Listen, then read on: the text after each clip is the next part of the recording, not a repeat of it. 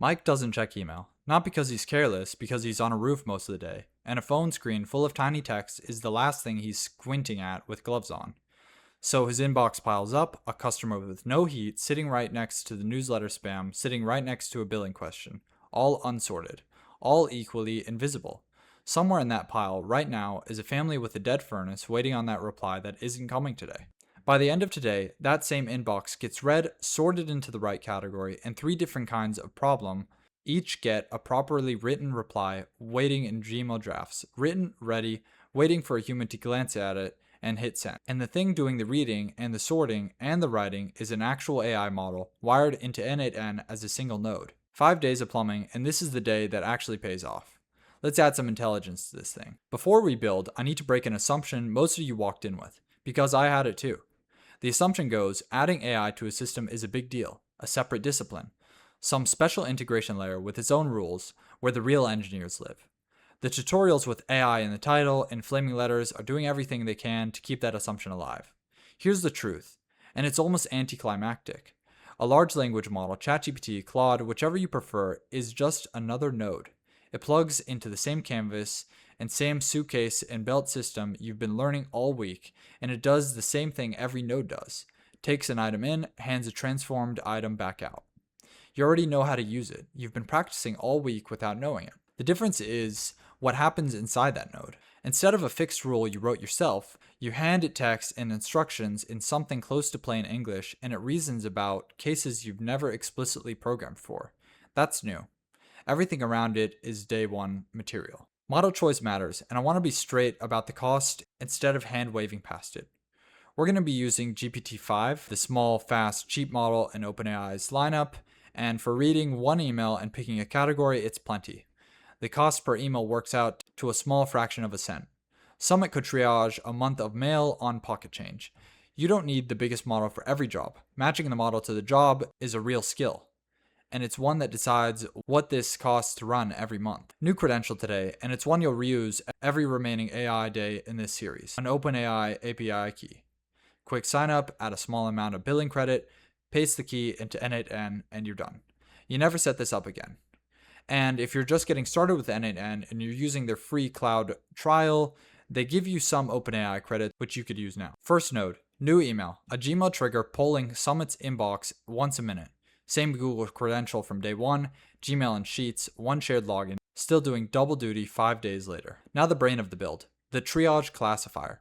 It takes the incoming email's text and sorts it into one of the 4 categories we define ourselves. Emergency, no heat, no AC, a water leak, a gas smell, anything with real urgency in the language.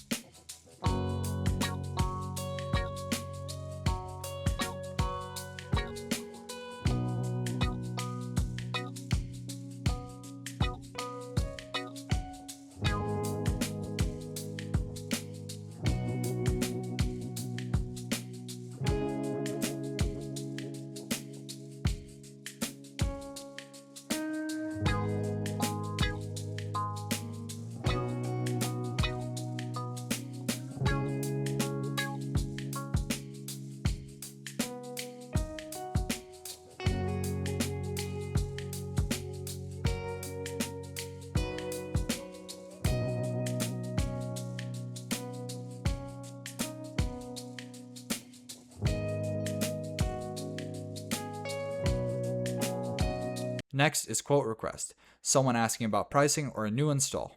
Next is billing, invoices, payments, refunds. And lastly is other, where you have newsletters, vendors, and just plain spam. Watch what we're actually doing here, because this is the shift. We're not writing a rule that matches keywords. We're describing each category in plain language, the way you'd explain it to a new hire on their first morning, and letting the model do the reasoning about which bucket a given email belongs in. Yesterday you wrote logic, today you're writing a job description. Emergency branch first, and it does 2 things at once. Slack emergency ping fires into the same leads channel from day one because an emergency deserves a phone call from Mike, not just an email queue, and the draft we're about to write saves the actual typing without replacing that call. Along it, draft emergency reply writes the actual response. Acknowledge the emergency, promise a callback within 15 minutes, hand over the emergency line. Look at what this prompt contains. It's short. who Summit is, the one rule about never quoting prices unless they were already quoted, the specific task for this branch, and the customer's actual email pasted underneath. That's the whole recipe for a working LLM prompt. Who you are, what you're allowed to say, what the job is, and the real data. Day 8 goes much deeper on this craft, but this is already a solid working version.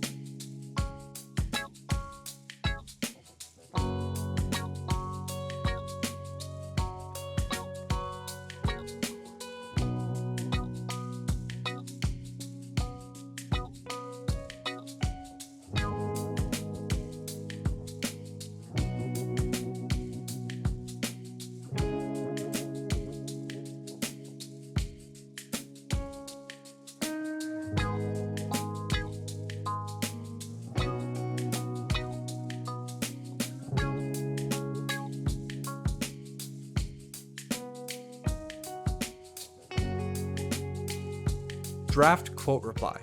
Thank them, ask 2 or 3 questions a technician actually needs, like system age, home size, symptoms, and offer a free assessment visit, no price mentioned anywhere.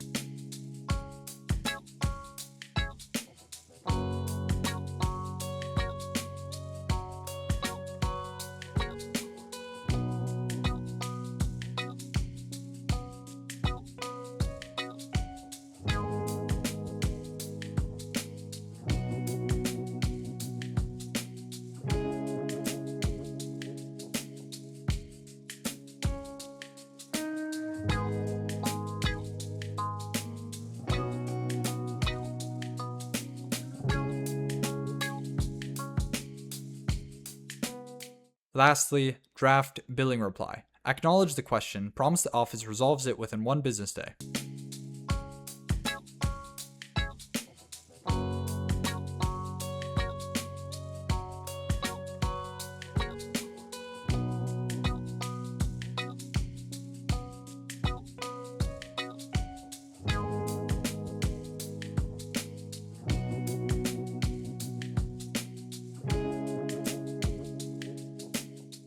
Same pattern each time, different job description handed to the model.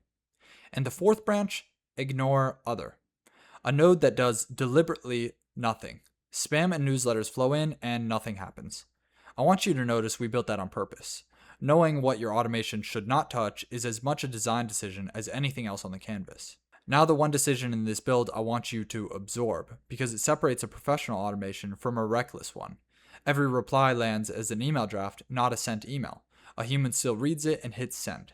The AI does the tedious first pass, reading, sorting, writing a reasonable draft, and a person makes the final call before anything goes out under Summit's name. Some of you will be tempted to flip those nodes to send the minute you download this.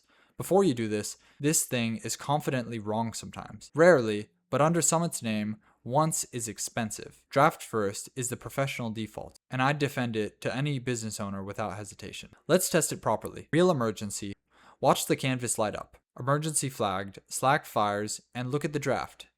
15-minute callback, emergency line, exactly per the brief. Nobody wrote 400 if statements to catch every possible phrasing. The only thing that changed between them was the content of the message itself. That's what an LLM node buys you that a code node alone never could. And after yesterday, you know exactly where the line between those sits. Here's the zoom out, and it's the real headline of today. The hard part of this build was never the AI. It was the 5 days of plumbing that got you here. The trigger, the branching, the clean data, the credentials. That's what most people who watch Add AI to Everything videos are missing. And it's why their demos never survive contact with a real inbox. You built the boring part first. That's why your AI works. Now it's your turn. The full inbox triage build is free in the description, no email wall. Point it at your own inbox or a test one and watch it sort real mail. Your challenge. Add a 5th category of your own. Something specific to whatever business you rebuilt back on day 1.